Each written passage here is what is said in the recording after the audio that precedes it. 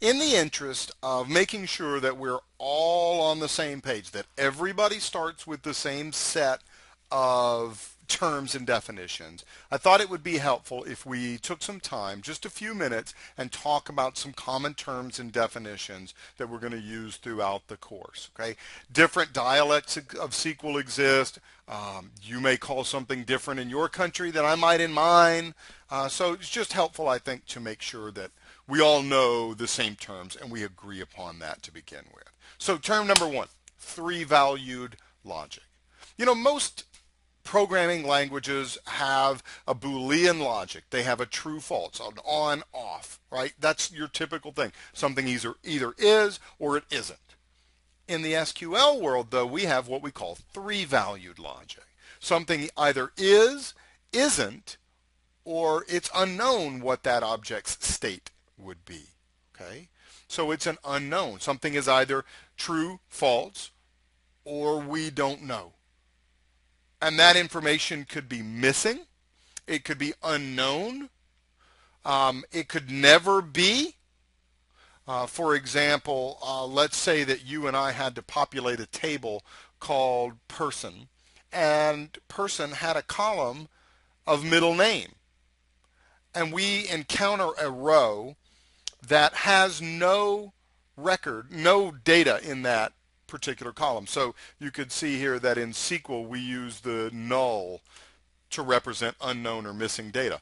So we've got Brittany as the first name, we've got a null middle name, and we've got Spears as the last name. Don't know why I picked that out of random air. So does that mean then that we don't know what Brittany's middle name is? That she has one, but we don't know what it is? In other words, it's unknown? Does it mean that it's missing in the, like, as an example, well, when the person who entered Brittany's record in, somebody hadn't filled out what her middle name was on the form and they just went ahead and entered this? Or, you really could argue that Brittany doesn't have a middle name. And so it kind of falls outside of the unknown or missing and really falls into the never existed category. Right? So that's the idea of three-valued logic, true, false, and unknown. Okay? Now that's going to become very important in our next chapter because we have to talk about how to deal with nulls.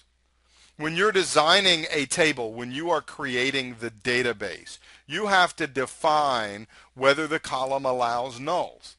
Like the middle name column, for example. Do you allow nulls in that column?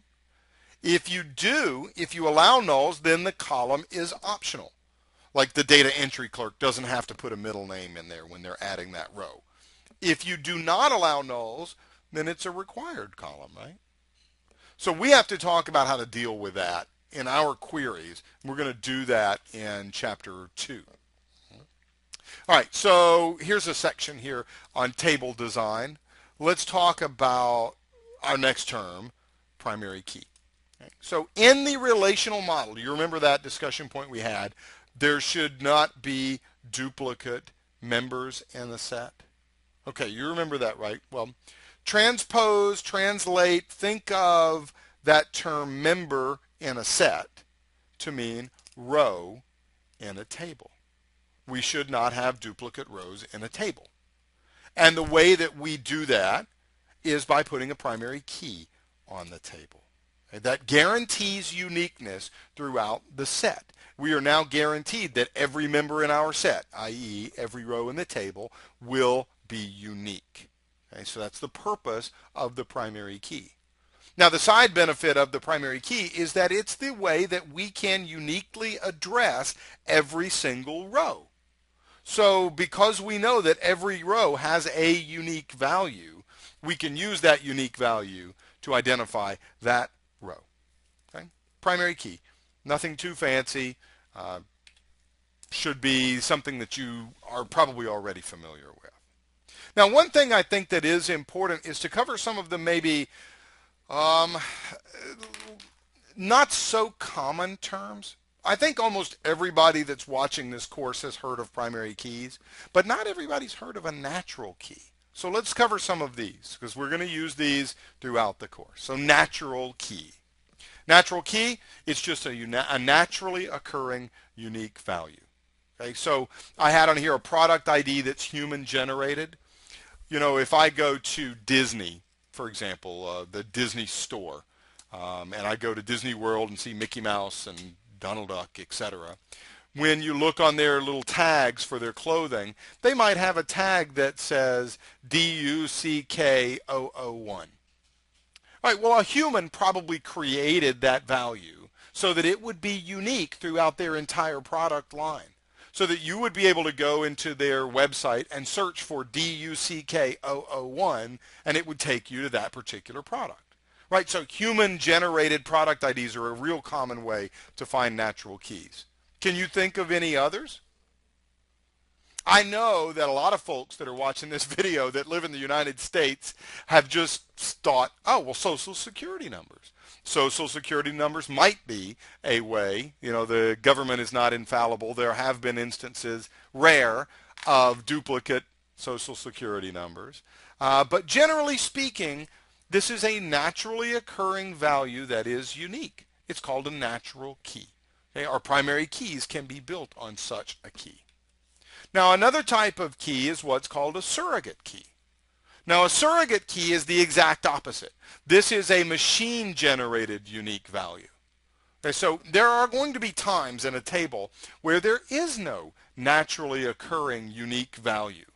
But you still have to make sure that duplicates can't be put in place, and you still have to make sure you can uniquely address every row, okay? And so you would use a surrogate key. Now, generally in the SQL Server space, I say generally, 8 times out of 10, 9 times out of 10 in SQL Server, you're going to see this being an identity column. Some of you may be aware of those already. Okay, those are, an identity column is like an auto numbering, a sequence, for those of you coming from Oracle or from some other systems. It just, you know, the first row becomes row number 1, next row is row number 2. That becomes a unique value. And that's your surrogate key. Now, something important to know about surrogate keys, we'll see plenty of surrogate keys in our course here. The value of the surrogate key generally doesn't matter at all. Like, for example, in the case where we have an identity column and it starts at 1. So the first row gets the number 1, the second row gets the number 2. It doesn't matter that the first row got the number 1. It could have gotten the number 618. We don't care what the value of the surrogate key is. We care that it's unique. That's the only important thing. If you care what the value is, then you are doing something different. And many people would argue, nope, now you need a different primary key, because this is different. Now you're using a primary key for some other identification purpose than it was necessarily intended. So generally speaking, with an identity column, it's not what the value is that we care about. It's the fact that it's unique, because that's how we will address that particular row from now to the point of time, to the end of time.